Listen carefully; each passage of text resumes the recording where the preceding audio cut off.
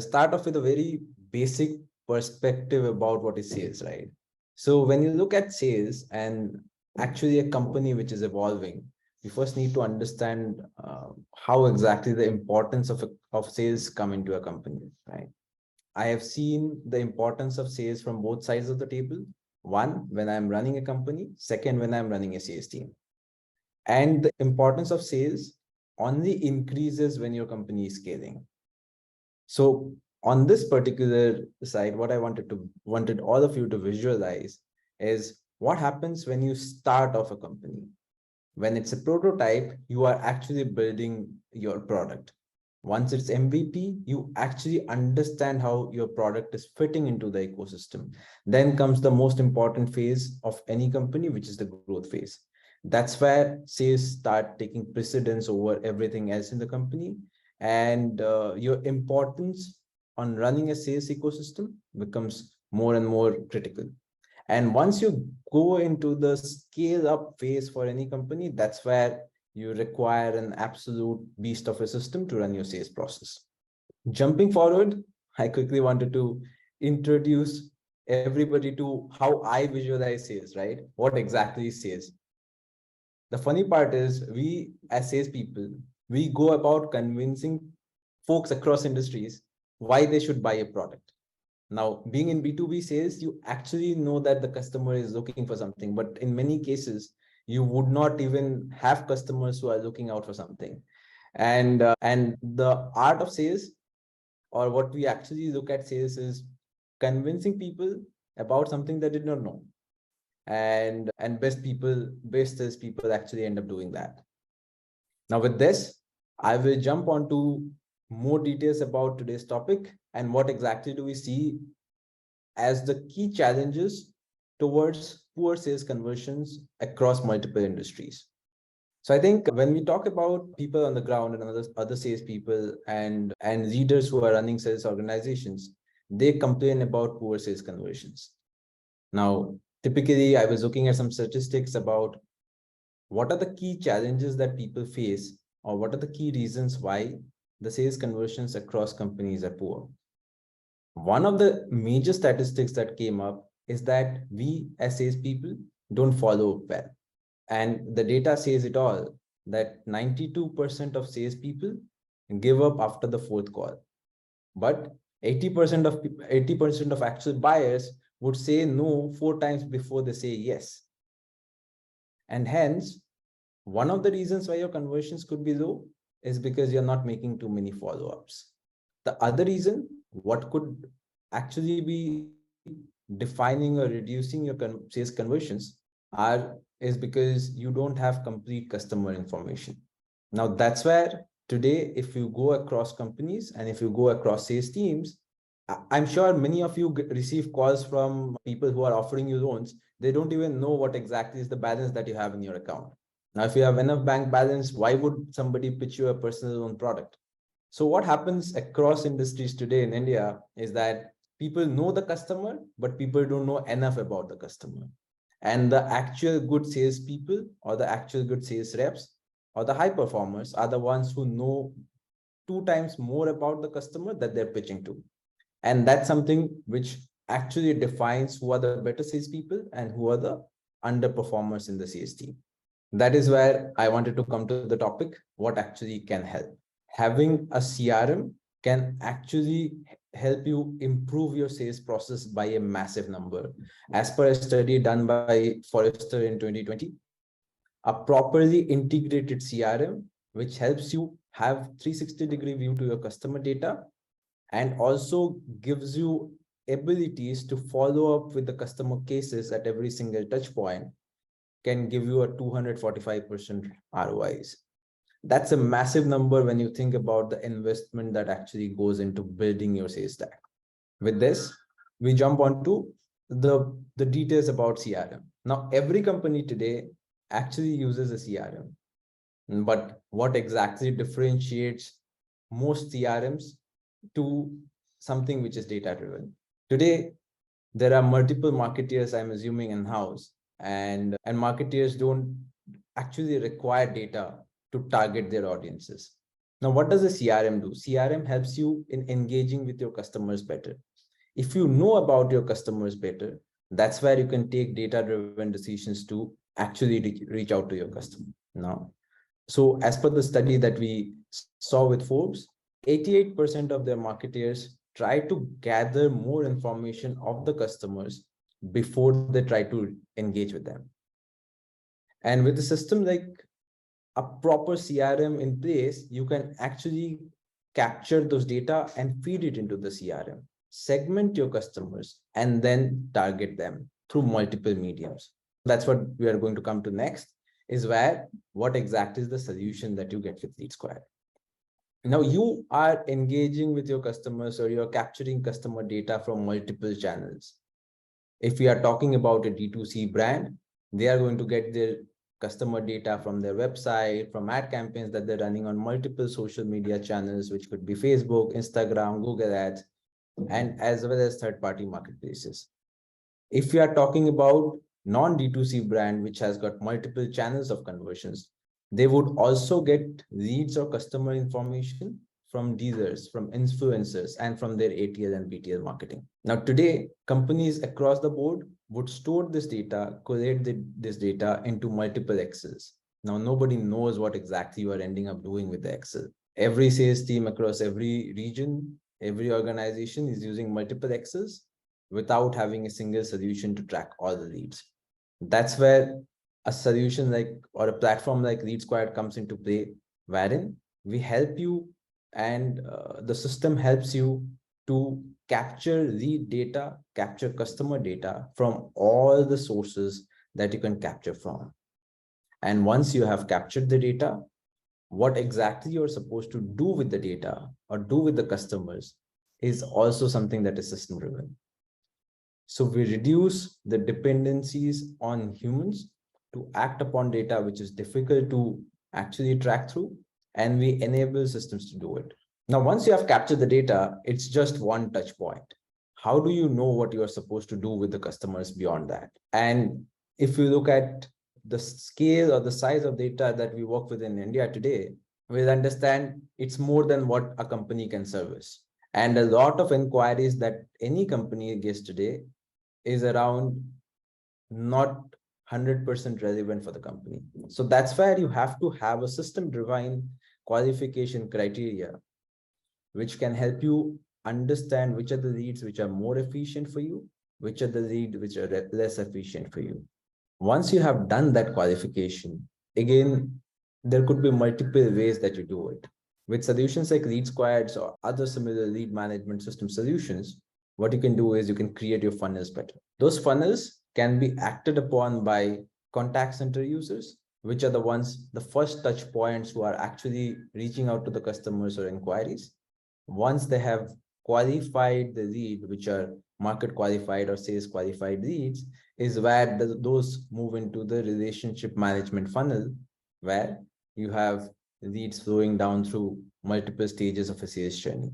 The first time after the funnel being created, you will see certain percent of conversions. Those are the first time sales. And obviously beyond that, you want to increase the CLV. That's where you create multiple opportunities against a single customer, and you create referral mechanism to incentivize your existing customers. With this, you end up generating multiple opportunities with one customer, create repeat purchases, and create referral mechanisms throughout the system. With this, I'll move ahead to the next problem statement that I actually wanted to talk about, which is lead nurturing. Today, if you look at lead nurturing, everybody is doing certain kind of marketing campaigns. And the perspective is that we are doing it the best. But what happens with most systems and most marketeers is that they believe that, okay, I will do one medium of communication on one medium of marketing and think that, okay, this is the best. Now, I wanted to reference this to a joke where a person who is actually not looking at certain solutions, or is actually touching the trunk of an elephant, thinks that it's a snake, wherein when you look at the complete larger picture, you know it's a large elephant. At the same time, when you think about customers and you think about one medium of communication, which is maybe email or SMS, you are not looking at the larger picture of the customer. Now, what we have to actually define as part of our lead nurturing journey is to understand what is the 100% or 360-degree view of the customer. What are the channels that the customers are actually shopping on? What are the channels the customer is actually inquiring from? What exactly is the segment the customer belongs to? So let's reference it to a product that most of us is familiar with, right? Let's reference it to an insurance product. Now, when you look at insurance, let's say you are getting an inquiry from somebody who is in the age group of 18 to 20. Now, while they can be a good prospect for an insurance company and they have searched for you and inquired, is this actually a customer that you would want to target? Versus somebody who has gone, who has inquired for your product, have seen the quotes, and then dropped off. That's a customer that you would want to chase beyond. So that's how you have to get the entire customer context and then place it into a system and then do lead nurturing. With this, I come on to multiple ways on how you can ace your lead nurturing as a workflow. So the first thing that we do at Leadsquared to help you in defining your entire lead nurturing journey is to customize your content and customize the content as per the preference from the customer. Now you have done your lead capture, you are doing lead segmentations. Basis the segments, you know what exactly is the content that you need to upload. Once you have uploaded the content, you would want to personalize the campaigns, not just emails. You could do multiple channels as well. But we start off with email as an example. Personalize the email to be able to capture lead information in the email or capture the customer information on the emails to nurture the leads. Once you have been able to nurture the leads is where on one particular format, which is email, you would also want to engage with the same audience on a multi-channel approach. Now, when I say multi-channel approach, today, everybody is interacting with brands and companies on multiple mediums. If I am unhappy with the service that I'm getting from a particular brand, let's say I'm using it as a broadband, the first thing that I do is raise a ticket on a phone call or an email. But in case after a certain period, I'm still not convinced that my problem has been resolved, I would engage on a LinkedIn or Twitter or any other social media channel, right, to get a faster resolution. The same way, brands are also supposed to engage with the customers on multiple channels.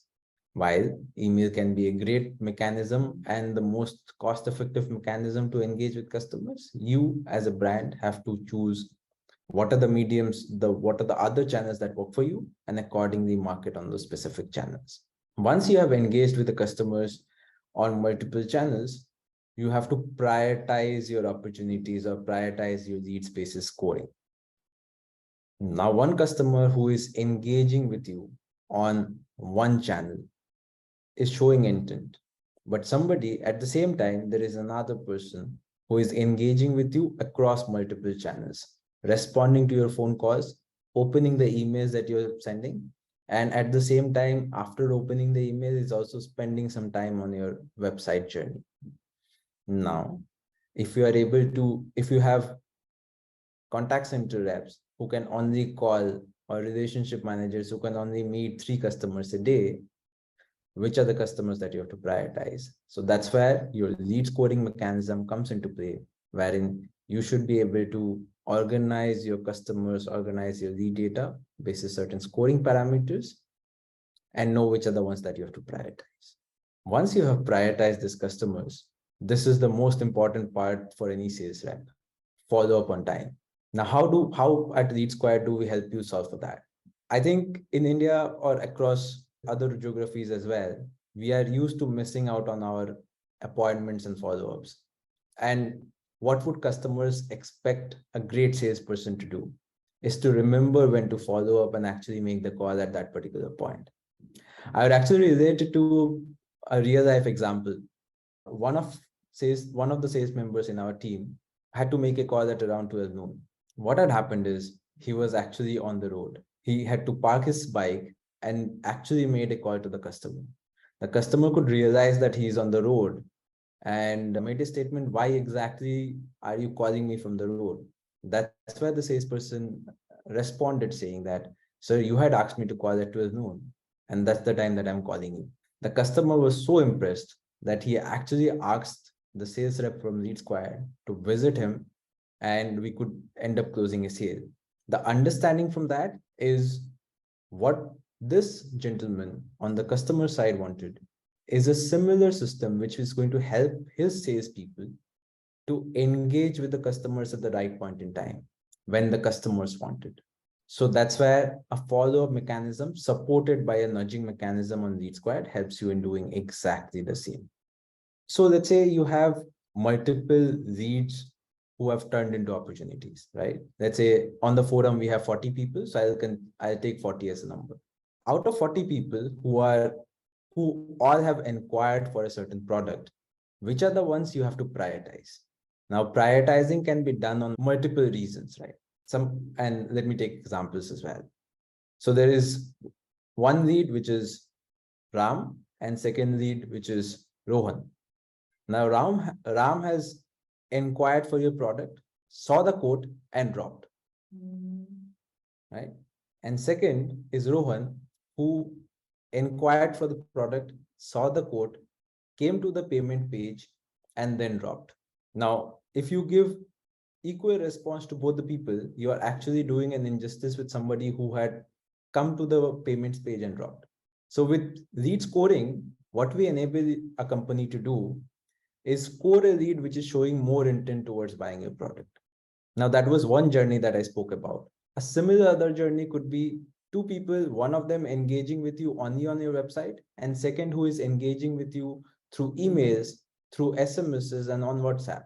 When you say send 10,000 emails, out of which 1,000 open the email, out of which 500 click on the link and come on your website.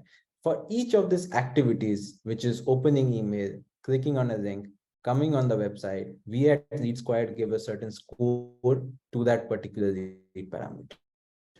Basis the increase in the score, you end up prioritizing certain opportunities. And last is, once you have followed up with the customer, the last thing that you need to do is market your content across all social media platforms. What are the mediums of social media platforms that you have to actually engage with the customer on? Is also predefined or can be logically defined by understanding what are the channels which are leading to higher conversions. At Leadsquared, we help you track your lead from capture to conversion. For example, let's say there are two campaigns that you're running. Both of the campaigns have delivered 100 leads to you. But you know that campaign B actually ended up resulting into 20 conversions versus 10 conversions on campaign A. So as a marketeer, what you would end up doing is you would end up prioritizing the channel where you ran campaign B, and Leadsquared as a system will help you in doing that. So we jump on to what exactly is the biggest worry for sales leaders across the board, which is the typical sales conversion rates across industries, and I'm not taking any specific industries while I can share those data points with you, is anywhere between 2.5 to 3.5%. Now, that's not a great number, and every sales leader would want to increase that. Not just sales leaders, even sales people who are working on their individual targets would want to increase the conversion rates. And companies, obviously, they have spent on the leads, they would want to increase the conversion rate. How do you end up achieving that? That is where a strong lead management system like Leadsquared comes into play. What exactly are the pivotal points around the lead management system? It is first to start with lead capture. Lead capture could come in from multiple channels.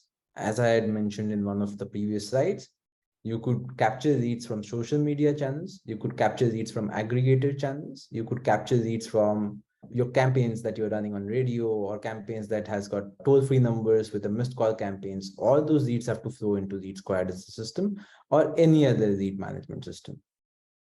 Beyond that, every company is also having teams on the ground which are going out, meeting customers, meeting channel partners to pass on leads.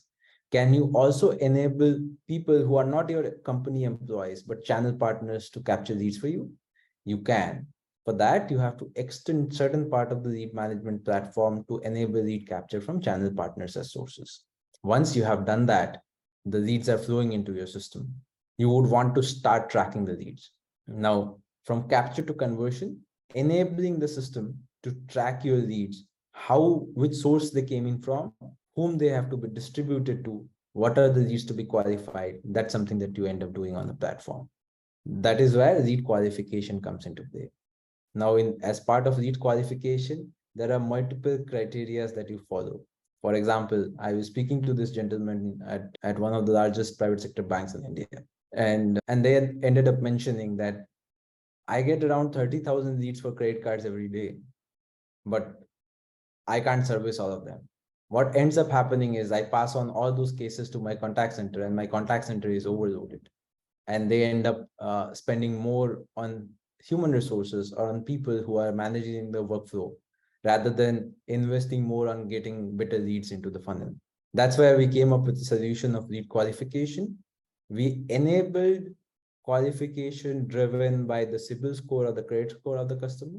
We enabled qualification driven by what are the parameters that the customers are submitting when they're applying for a card. In case there is a PIN code that the bank is not going to service, I would not want to engage with the customer.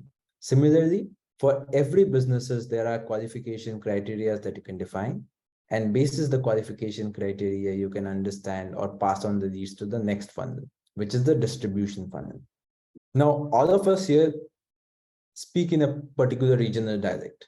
And in India, not many people speak English, while we are the largest English speaking country in the world, but still not all of us in India speak English. Now, let's say somebody is inquiring for a bike from one of the rural places in South India. Now, can we expect them to speak in English? Can we expect them to speak in Hindi? We can. But is that an actual scenario that is going to happen? The chances are very unlikely. Now, as a bike manufacturer or as an OEM, if I have a contact center team which can speak regional dialects, I would want to distribute my leads from specific states or specific language speaking states to people who can speak the dialect. That's how you do lead distribution. Lead distribution is not limited to one criteria. It could be defined by basis multiple criteria. It could be defined basis language, basis dialect, basis the product they are interested in, or basis any other parameters that you want to capture about a lead. Once you have done the lead distribution, you would obviously want to nurture the leads using a manual effort, which is driven by relationship managers or sales team.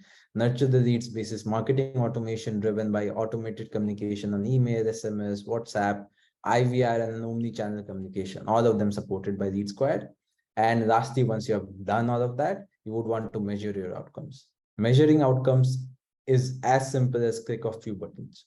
You want to generate certain reports out of the system, should be able to drive data enough so that you can measure what exactly you would have ended up striving for.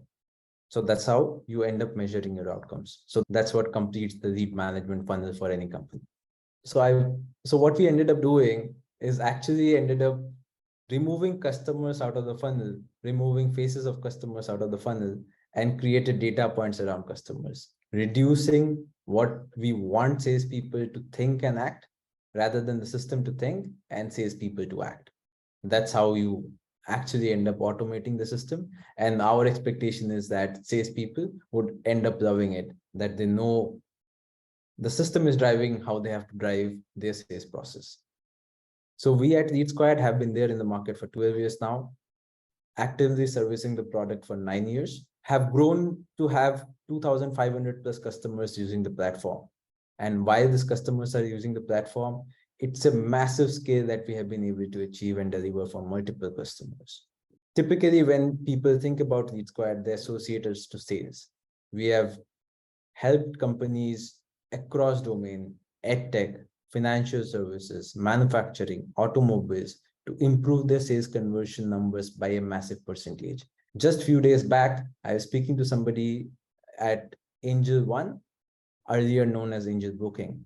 With the case study that we actually ended up defining, we realized that one relationship manager who was converting 30 leads or onboarding 30 customers in a month, post using Leadsquared is now onboarding around 150 customers a month.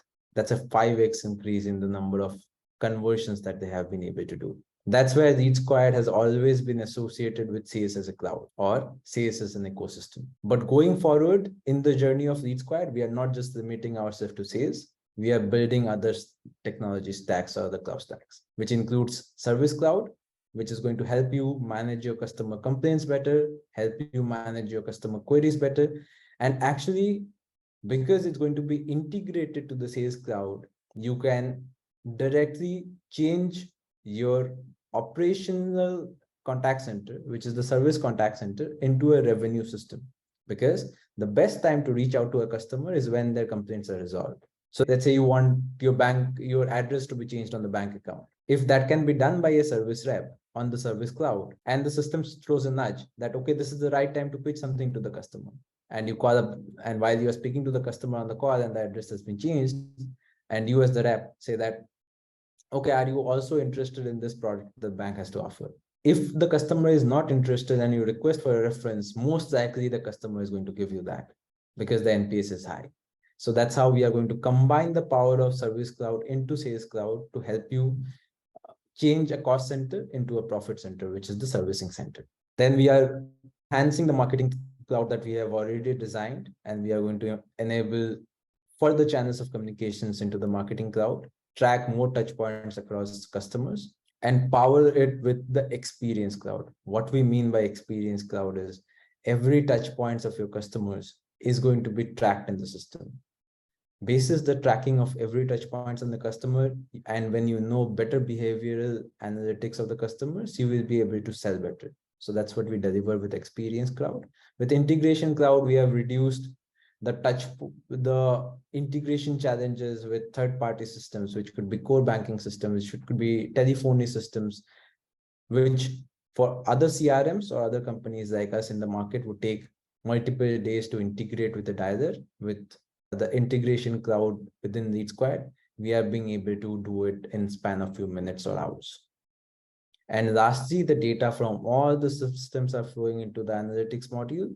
And with this, we are able to generate better reports out of the system to run your entire funnel.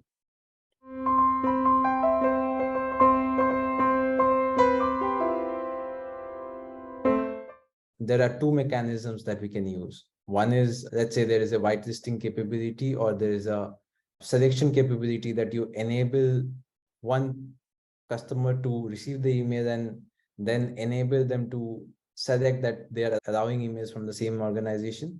That could be one way of doing it. The other way is obviously not to do more on email marketing, but use other modes of communications. What we have realized over late is that emails as a communication medium or engagement medium is losing the traction that we saw in the past, and customers are preferring other modes of communication. So as a company, we are investing on other channels of communication. WhatsApp is working out very good for us.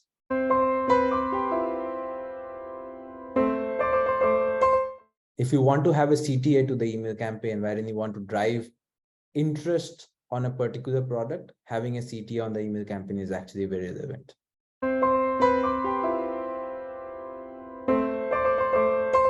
Qualification of a lead is now for an admission cycle. How do you know a lead is qualified? Obviously, depending on the age group, depending on the intent of that particular student, is when you know if it's going to be an admission qualified lead or not.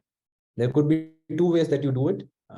One is you could enable multi-step forms in your journey wherein you expect the customer to fill in their demographic details.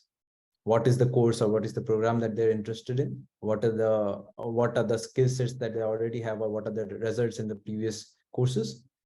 So basis that, you will be able to segment your data.